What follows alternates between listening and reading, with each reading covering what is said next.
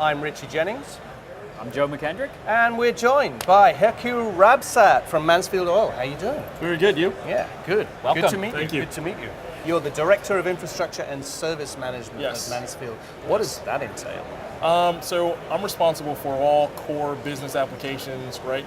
From a support perspective, networking, storage, virtualization, email, collaborative stuff like instant messaging, telephony, and then I also have a support structure, so client services, desktop support, level 1 technical support as well. We've kind of been on a step-up program to NetApp, and now we're at a point where we're kind of rolling with the big dogs. We have the 8040 series, dual head controllers, clustered data ONTAP. We had 3240s, and we also had 20 fast 2020s, but now we've stepped our game up. We're doing things a little bit differently. I have heard you talk in the past about innovation, and I think you play a really good game there. You have a lot of interesting things to say. Give us a flavor of your shtick. You know, innovation to me is about learning and unlearning, right? It's about being able to change your mindset, right? So not doing the same thing over and over and expecting a different outcome, right? Being able to learn your business, understand what's core, what's key from a strategic value perspective, and to be able to apply technology to help the business achieve the overall strategic goals. Have you found technology to be increasingly a more visible driver of innovation within your company and perhaps within your industry? I definitely have. One of the things that I can say over the past year is we've done more in 1 year than's been done in the last 5 years, right? We've been extremely busy, and that's all tied to a 3-year overlay from a technology roadmap perspective. So year 1, stabilize. Year 2, build. Year 3, transform, right? So this year just passed was our stabilization year. We're getting past, all the bumps and the roadblocks. Now we're moving into year 2. So we've done a lot of stabilization. Our core systems are functioning. Now we're building for the future. And then year 3 will be transform, where we can decommission legacy systems. We can see the ROI for our first 2 years of investment, and we're actually putting the business in a real place that we can actually improve the bottom line leveraging technology. What do you think of cloud? Is that something you're looking at? We're moving on many cloud initiatives right now, and we're looking at leveraging and continuing to leverage cloud in the future. Realistically, from a cloud perspective, from my organization, we look at the cloud as an extension of who we are. So the cloud will just become another service that we provide to the business.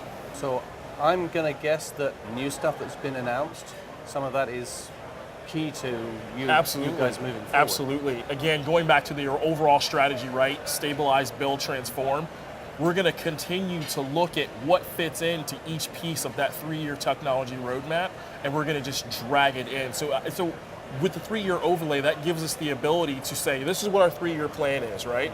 But we can move pieces around as we see fit. And I think moving more of the cloud technology in helps us to consolidate our internal environment and give us the ability to expand our DR capabilities. A lot of the stuff with the clustered data ONTAP and the clustered data in the cloud, I think that is extremely advantageous to us. I think being able to leverage that will be important, depending on how we use it. So I would say primarily, we're probably going to use it for our home-based applications, right? The things that we actually deploy and deliver to customers that our customers use. I think leveraging it there from a DR capability perspective will help to continue to drive the bottom line of the company. And when the CFO comes to you and says, why do you need all this extra money for this NetApp gear? It's funny because the CFO is my boss. It's not that I have a blank check. I think I have an incredible burden to be responsible from a fiscal perspective at making sure that we're hitting our targets and we're meeting our deadlines. So if I ask for something, it's not just because I want it, it's cool, it's new and shiny, it's because there's a purpose behind it and I can tie it back to a business metric. I guess it's a phrase that we've often used on Forbes before.